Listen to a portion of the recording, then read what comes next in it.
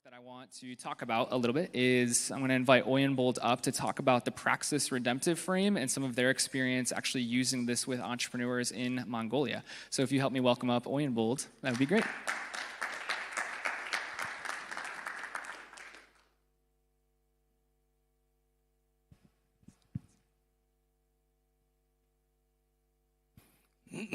Okay, good afternoon, everyone, and very delighted and privileged to share about what we are doing using this redemptive frame, which is developed by Praxis.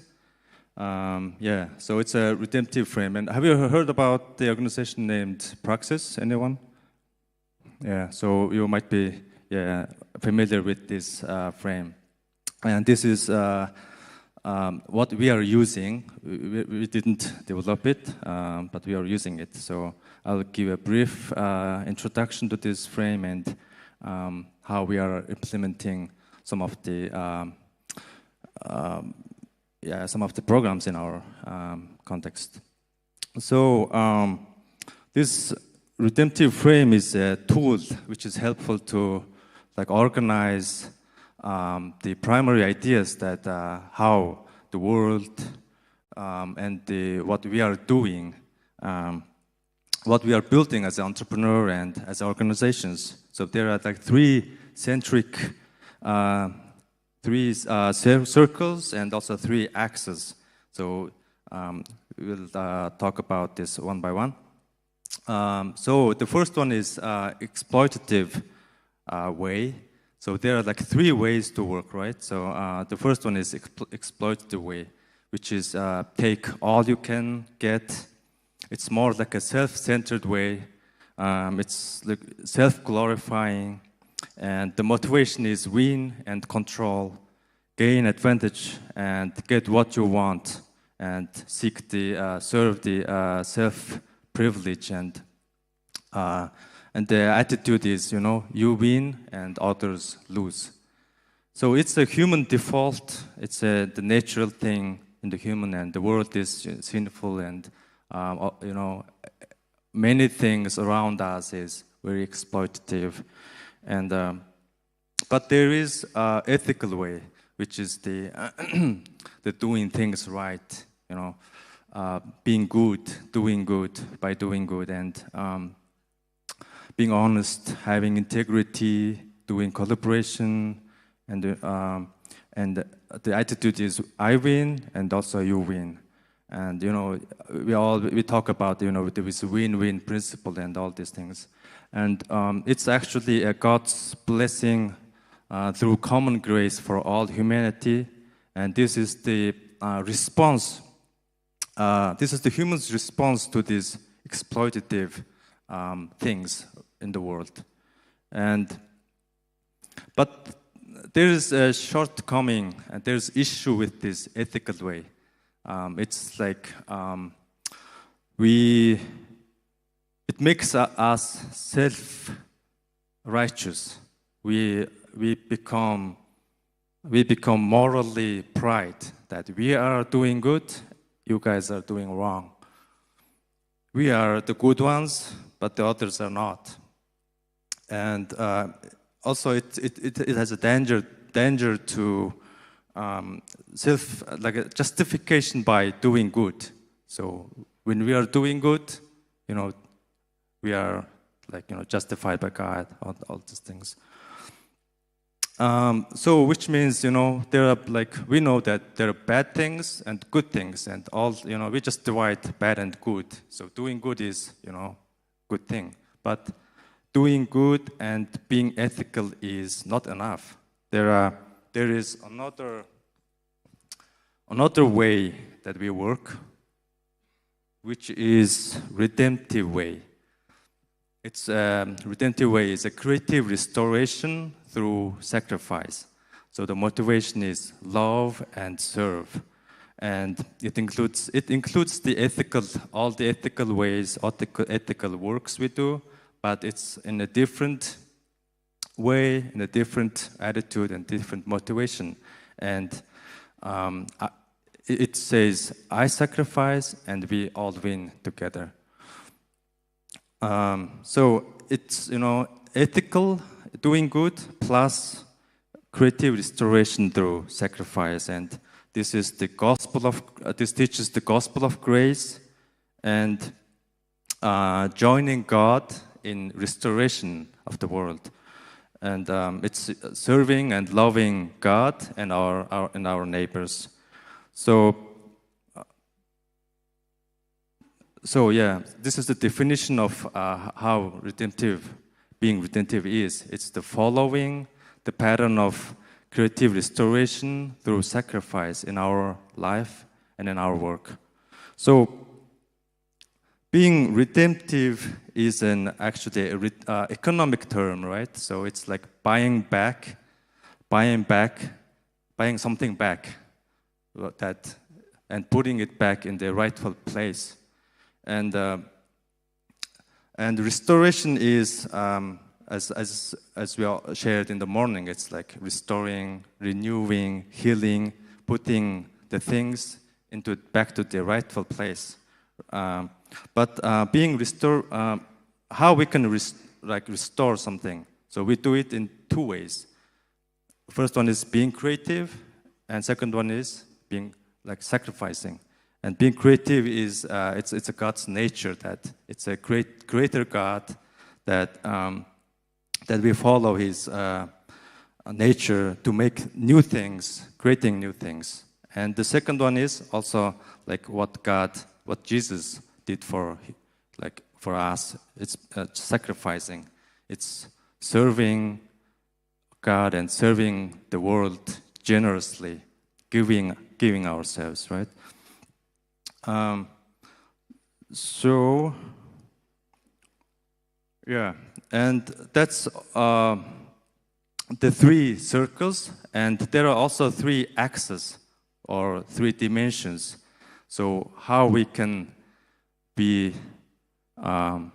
redemptive in how we do it and what we do it and why we do business and in our organizations. So the first one is what we build, which is more like a strategy, but I will not share all the details, but you can see from the slide and also from the document in the HOA app. So the strategy is exploitative way talks about leveraging culture, and ethical way is advancing the culture, keeping the same thing, but it's just advancing it. But the redemptive way is more about renewing the culture. And it's about our products, services, entrepreneurship, what we are offering, and our brands, and our experiences, and what we are doing. And the next one is how we are doing it, how we are building it. It's more related with the operations. And exploitative way uses people, ethical way respects people, doing good for the people, but redemptive way is about blessing the people, that people working in our organizations, that working our products and services providing, and it's about culture, business and values, and ownership, partnerships, all the process and innovation. So it's about generously blessing the people. And the last one is why we build it, why we do our our ventures, our businesses, and it's more related with leadership.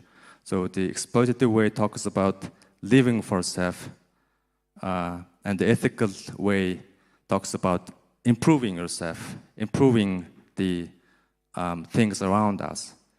But the redemptive way teaches us that we can die to self, but we can all win together, and we can restore the things in the surrounding us. It's about leadership, motivation, ambitions, and all these things. So this is the full picture, right? So the exploitative way uses the world, ethical way helps the world, but the redemptive way loves the world. And we are doing this. Our founder, Bollerhu, and I joined 2 years ago in the ecosystem building cohort organized by Praxis 2 years ago, and then we found it really powerful to teach in our entrepreneurs. So we did like several events in our city. So one of them is Redemptive Imagination Dinner, where we invited some key ministry leaders and then shared them about this frame. And another thing is we also licensed the Redemptive Lab by Praxis, and we invited one cohort of growth stage entrepreneurs. We didn't invite any like early stage business people, but more growth stage who are doing business for like 5 to 15 years and having experience. And so there was like really good and encouraging feedbacks from the people, because they've been doing business for like long time. But after hearing this framework, they were sharing that, you know, I thought I was doing a Christian business. I've been a Christian for like more than 10 years, but I've never thought about this. I thought, you know, being good, being ethical is enough. And also some business people in our country thinks that being a Christian, doing business is just, you know, giving some offering to the church or supporting some mission work is enough. That's it. But they've been doing sometimes they did exploitative ways as a Christian. Sometimes their attitude was like exploitative. They were using people, sometimes using others for their own benefit and things. Or sometimes they're just doing good, you know, being good, doing right, well, and then also judging others, you know, I was doing good, you're not. And so that thing is also like, you know, the prodigal son, right? So the prodigal son, and the brother was being ethical. He's being always doing good, and then he judges his brother. And this is like our strategy that we kind of think this way. So we have like different programs and activities, and there's a learning part which is like open to like, you know, the Christians. So there's a content and the conference and some like open meetings, meetups, and people can learn from this. And the next stage is more engaging part, where people really join our programs and learn, especially the Aspire program for 2 months and joining our business competition and things. And then in the next stages, we are trying to use this redemptive frame, because we like require our growth stage businesses to attend this redemptive lab, which is for 3 days. Sometimes we do it 2 days. So this redemptive, so this is one of the requirements that to accelerate their business, they join our mentorship program, also this redemptive frame program. And this is, like people been doing business for a long time, but after this doing business in redemptive ways, like very powerful, and they are going deeper and being close to God. They sometimes change their business vision. They sometimes change why they are doing what they are doing. And eventually it's more like our vision is to build and develop more business people who transform and change the culture. And thank you.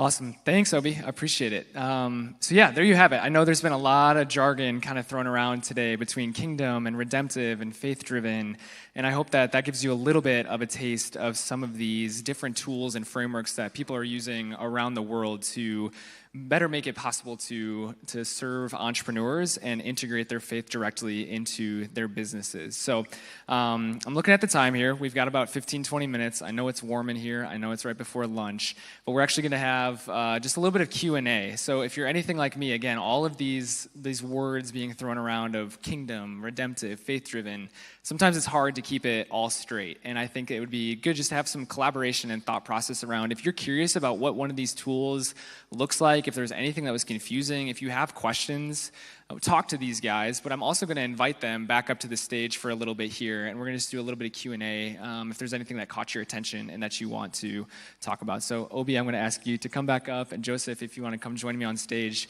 if you guys give these guys another welcome back on up.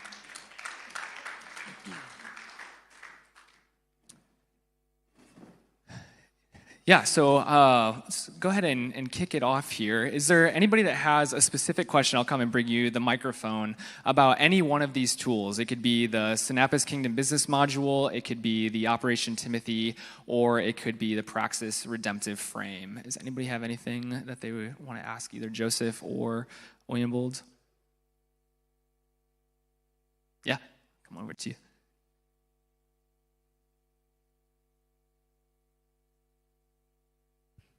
I wanted to ask Oyunbold.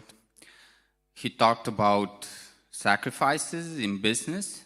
If you can give some examples of those sacrifices, or what sacrifices are needed.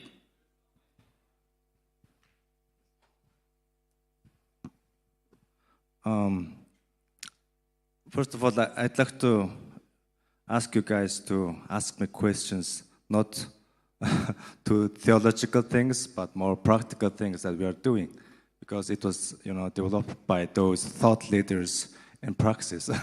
And yes, for so doing businesses actually, kingdom businesses actually, it's sacrificially generous, right? So in Aspire, we also teach that to find our calling. For the startup entrepreneurs, we teach in order to find what business you want to do, like find your calling, you need to know not what you want, but you need to find out what others want, what others need, what the society, what's the need around you, what's the demand around you. So first, thinking not of your interest, not of your hobby, or not of what you're passionate about, but looking for like others' need and the problems around you. That's one of the ways that you can, the right way to decide what business you want to do. So this thinking process itself is a sacrificial way, not focusing on yourself, but focusing on others. Awesome. Thanks, Obi. Yeah, coming to you, James. Okay, I've got two questions. You can take one or either of them. So my first question is, how easy do you think it is for somebody that's outside of your ecosystem, right? So that hasn't been through a Praxis lab or hasn't been through all of the Synapis training. Matthew told me it was 100-odd pages. How easy is it for somebody to take these frameworks and implement them? So take redemptive and implement them. Yeah, I'll pause there and then I've got a follow-up. So let me start here. So we have had opportunities to hold Kingdom Business workshops where it's more of a tester a tester of what does it really look like to run a kingdom business. So we have had feedback that, especially for a country like Kenya where we have 83% professing Christians, they're in business and they're trying to really,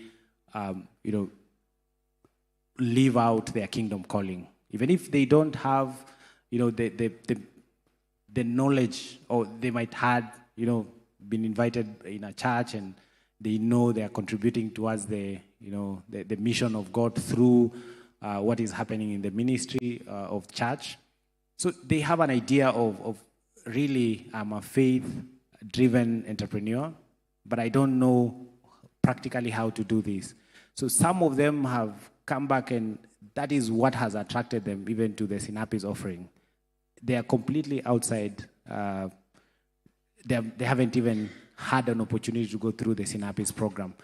But most of them come back and say, no, I want to really go deeper into this. I hope that helps. Yeah. Can I add one thing? I also work at Synapse. So one of the things that he does and our alumni team do is provide ongoing coaching. So to give an idea of the time that it can take, the Kingdom Business Framework is introduced in a 16-week format historically. What we tend to see, though, is people are trying to change mindsets, change patterns of behavior, and then they usually need additional help to create what we encourage but certainly don't require. These are adults. They're running their own businesses, their own specific kingdom business plan. And so Joseph and the team do a great job of working with people to say, okay, how is the Holy Spirit leading you? Because it's not one size fits all. We're not saying to them, here's the thing, if you just do all of this. It's their questions. And so they do a great job of that, and I don't think that's come out at all. And it's something, as we work with people over years as alumni, we want to continue to feed into, and we want them to learn together. So, I mean, these are all in the journey of being a disciple and a kingdom business leader. These are hard, tricky, dynamic things. So that's one other thing they do a great job of. And I was saying to Joseph and I met at a kingdom business standalone workshop years ago. He came up afterwards, and by God's grace, he came and joined our team. In our case, it's not that easy to bring people from outside of our network, because we have a small number of population, and also Christian community, and also those who are doing business are even smaller. And but we try our best to reach more through our conferences, our content, and events. So as I shared before, we don't invite anyone to this Redemptive Lab program, but those who are really want to learn, and those who have been doing business for some time and they want to go deeper. So we want to we recognize that those kind of people, and really about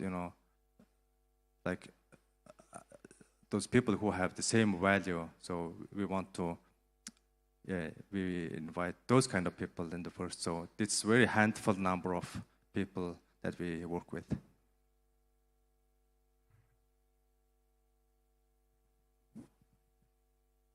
Awesome. Thank you for those questions. Any other questions for Joseph Williambold? Awesome. Coming.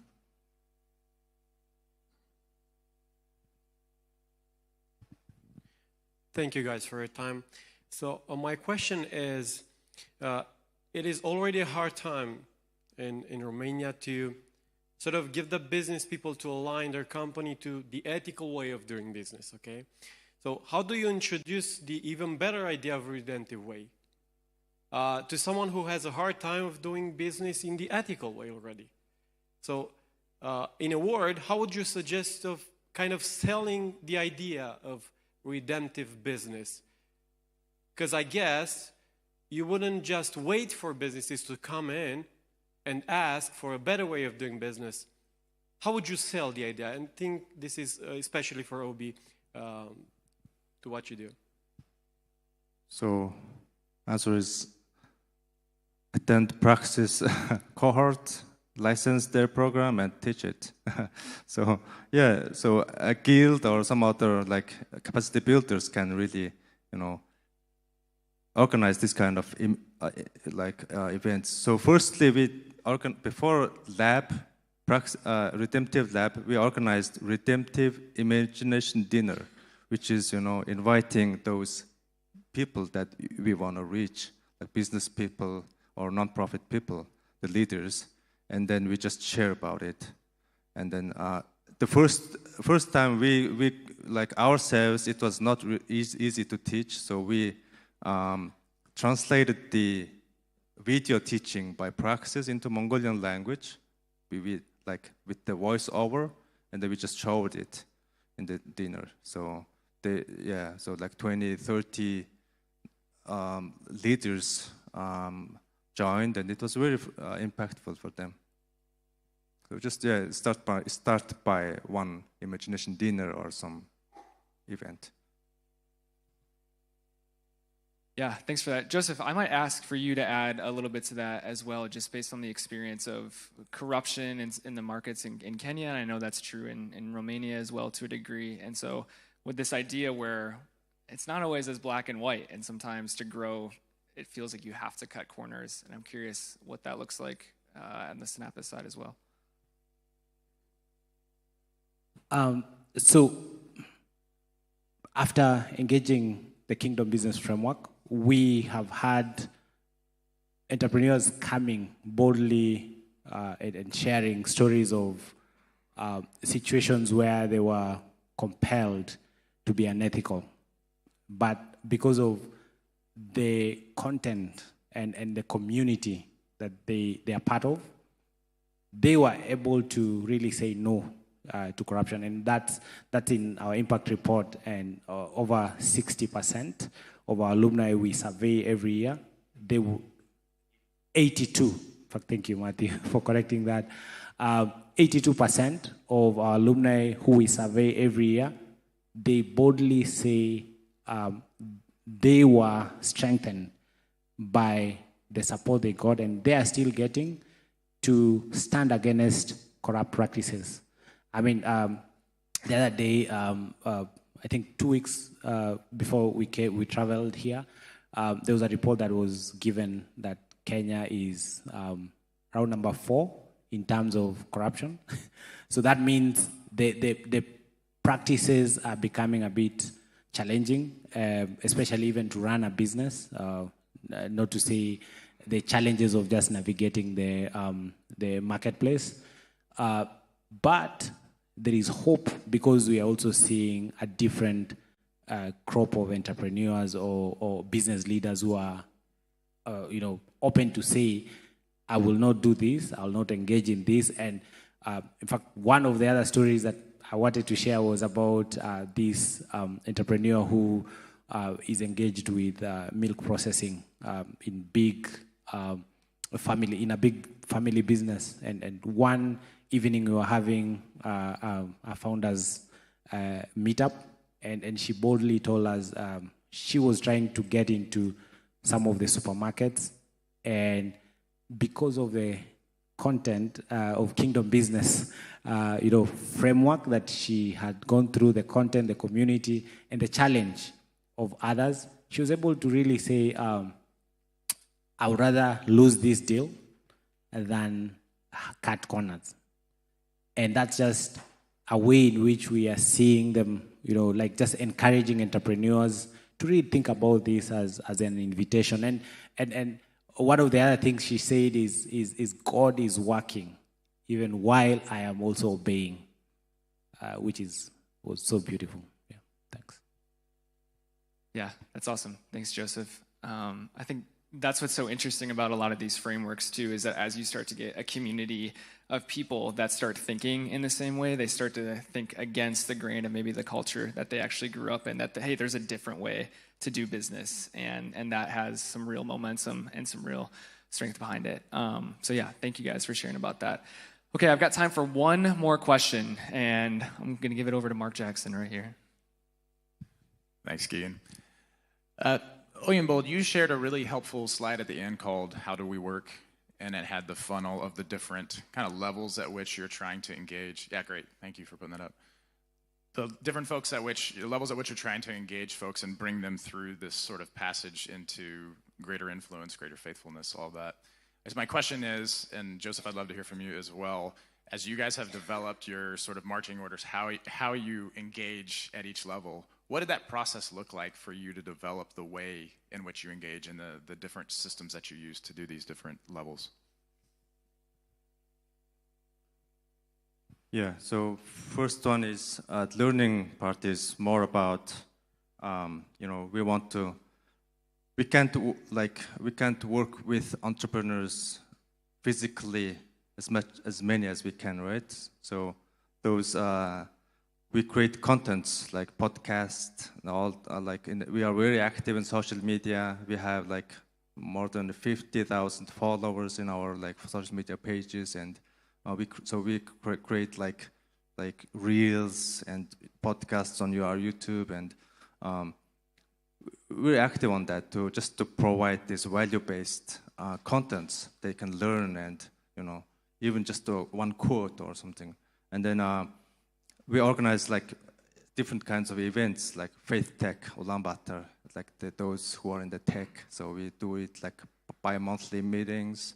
And Faith in the Work is another arm of the ministry that we do mostly with the Christians, and talks about faith and work integration that we also talked earlier, and the summit, the conference, and these are some of the things. But we also have Unleash networking event, which we try to do it like monthly or sometimes bi-monthly, and so just those.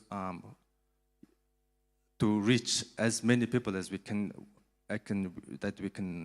reach, and tell them what we are doing, and vision casting, and sharing all these values. And and then the Inspire program, 2 months program, that around 15 entrepreneurs join at one time, and because of capacity, we are doing it only 2 times or 3 times a year, and then it goes deep. It goes deeper. We do it more, more seldom. So we do the lab like maybe once a year, just a few people, like maybe 10 people, those growth stage people, and those who are getting enrolled in our mentorship program. And yeah, that's it. So as I mentioned, there are those who are not within the network who we offer in partnership with churches or faith-based organization. We offer free of charge the Kingdom Business Workshop, just trying to help the ministries and the entrepreneurs just think about the new way. In fact, what Matthew didn't share is how I knew about Synapis was because there was a workshop he was leading about doing business in a corrupt world. And that is back in one of the churches. And I saw this poster, and really as an entrepreneur, it attracted me because there were challenges. My previous work was in an engineering firm, and we were doing projects for what we call county governments, which are like states. And what I faced in the boardrooms was a reality for me to think about, okay, do I stay here or do I trust God for another, way of not only just paying my bills, but also contributing. So I had to really make a quick decision and trust God that the transition will not be easy. I'm just emphasizing on the workshop element, because those topics that will not be naturally, or themes that cannot be talked in a setup of a faith community, especially in churches. These are opportunities where entrepreneurs can gather and think about these things without being, feeling whatever they are being involved in is maybe even if they're part of a corrupt system, that they don't feel, they are alone, but there are others who are also facing the same. So it was an encouragement, and from there I even went back and talked to the then country manager and said, because I had a connection of ministries that I was working with, I said, can I take this content? You don't have to even pay me, but I'm willing to open some doors because I know some entrepreneurs who are facing the same challenge, and professionals also. So that is the need of workshops, just talking about what we are offering that has a uniqueness to everyone and every opportunity that we get. But in now after the program, focusing on alumni, we have quarterly events virtually that we talk about. We try and theme them around faith-driven entrepreneurship or kingdom business, focused, be it one of the elements, be it culture, be it purpose, be it stewardship, just trying to generate conversation and challenge the current status of thinking. So there's that quarterly events, but also on top of that, just looking at also a funnel like this there are general events or workshops. Now we used to run a fast track accelerator where now we focus on a few entrepreneurs who are in the growth stage, and there we implemented a kingdom business consulting process where we work with an entrepreneur, and James, the story that I mentioned, and Emma were part of this accelerator. So there we go deeper. We allow them in their peer session to just think about all these elements. But what is becoming also apparent is after that, what next?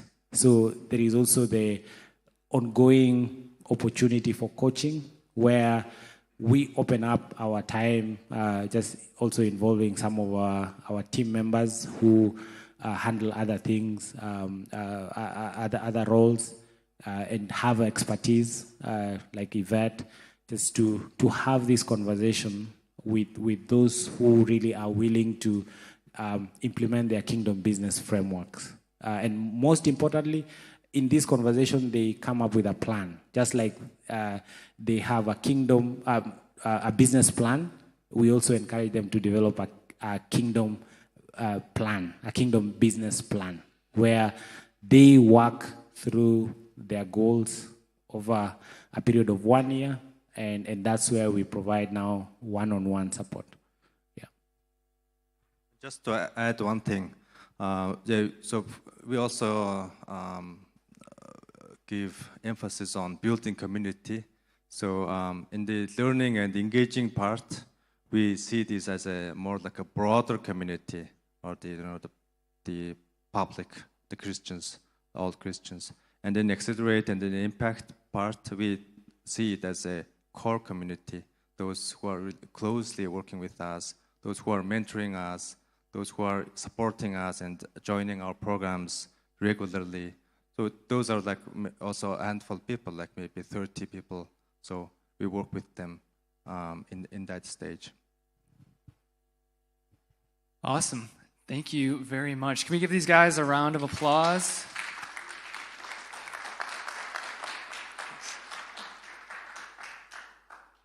Yeah, so I know we're all probably hungry, ready for lunch here. Just a couple closing comments. So again, you have all of those frameworks in the app. So you've got the redemptive frame, the Synapis Kingdom Business module, and then don't forget about the Operation Timothy as well, is something that if you have more questions about, please feel free to come up and talk about after. I know there's a couple people on the live stream that were asking about sharing the slide deck. We'll make sure that we do that as well. But thank you so much for